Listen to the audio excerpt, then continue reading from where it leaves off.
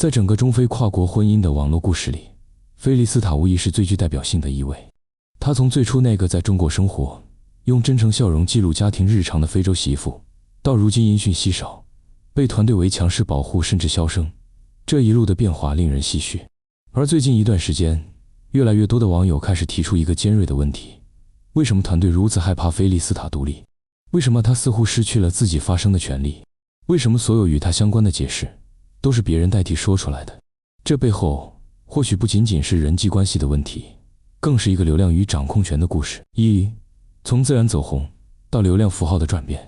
最早的时候，菲利斯塔的视频非常朴实，她用镜头记录自己和丈夫杜宾在中国的日常生活，教中文，学做饭，帮公婆干农活，陪女儿豆豆上学。她的内容没有脚本，没有表演，所有的镜头都是真实生活的切片。这种真实打动了无数观众。它代表了跨国婚姻中最温柔的一面，文化交融，相互尊重与家庭温暖。但随着关注度上升，播放量暴涨，菲利斯塔从一个普通人变成了流量金矿。团队的介入也从帮忙管理账号，逐渐变成了全面控制内容。在这个过程中，菲利斯塔不再是那个可以自由发声的个人，而是成为了团队手中的品牌符号。团队的逻辑，控制胜于自由。对一个成熟的网络团队来说，最害怕的事情不是内容失控，而是人物失控。因为只要菲利斯塔掌握了话语权，他就能决定自己说什么，发什么，与谁合作。而这意味着团队可能失去对流量的控制，商业利益的分配也会受到挑战。于是控制变成了常态。你会发现他的账号更新越来越机械化，视频语气、配乐甚至台词都趋于统一，评论区频繁关闭，观众无法交流，只能单向接受。她与丈夫杜宾的互动减少，家庭元素被削弱。而当她消失后，团队开始扶持邻居、小刘妈妈，甚至杜宾本人出镜。这些迹象无不显示，团队正在削弱菲利斯塔个人的影响力，转而强化周边人物群像的流量价值。团队为何害怕她独立？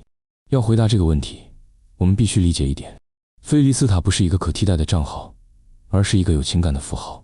她的存在让无数网友相信，跨国婚姻是可以幸福的，中非文化是可以交融的。她的形象是情感、文化、善意的象征。但一旦她独立，她就不再受控。她可以自己发视频，解释真实状况，揭露幕后操作，甚至公开团队的分成模式。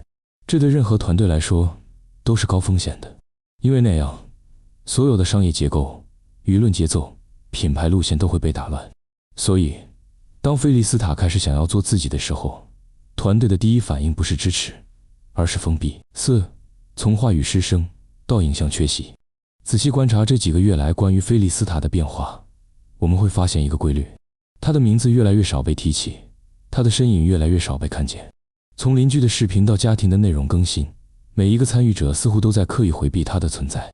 哪怕是她的丈夫杜宾出现在邻居视频中，也很少有人提到她。哪怕豆豆或菲儿露面，也没有人敢问妈妈在哪里。哪怕网友在评论区提出疑问，几乎都会被删除或隐藏。这不是自然沉默，而是主动消声。因为对团队来说，菲利斯塔的缺席并不可怕，可怕的是她一旦再次发声，真相就会暴露。团队的替代计划。在菲利斯塔被淡化的同时，我们看到团队在不断推出新人物，邻居、好友、其他非洲媳妇，甚至杜宾本人。这种替代逻辑非常清晰，通过多账号矩阵吸收原本属于菲利斯塔的流量，使得观众分散注意力，不再集中在一个人身上。这也是一种常见的商业操作，让品牌脱离单一依附，降低风险，维持热度。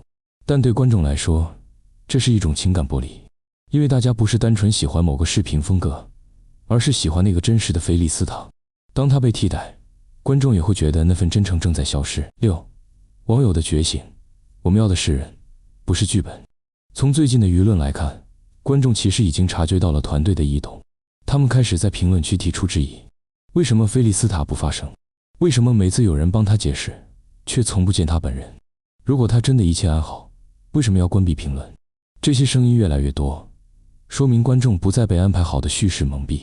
观众想看的不是剧本化的短视频，而是真实的人性、情感和故事。他们希望菲利斯塔能自由发声，能自己解释发生了什么，而不是被代表代言或操控。7. 独立意味着什么？如果有一天菲利斯塔真的摆脱团队，自主经营账号，这意味着他可以重新定义自己的内容方向，他可以真正表达对中国和家人的感情，他可以让粉丝重新看到那个真诚的他。但与此同时，也意味着他必须承担更多经济压力、版权风险、舆论风波。所以独立从来不是一件容易的事，但很多网友相信，哪怕他只有一个手机、一个镜头，他也能重新站起来，因为那个笑容背后的力量不来自团队，而来自他自己。8. 结语：真正的独立不是离开团队，而是重新掌握自己。或许团队并非完全恶意，他们也在维持一个商业结构。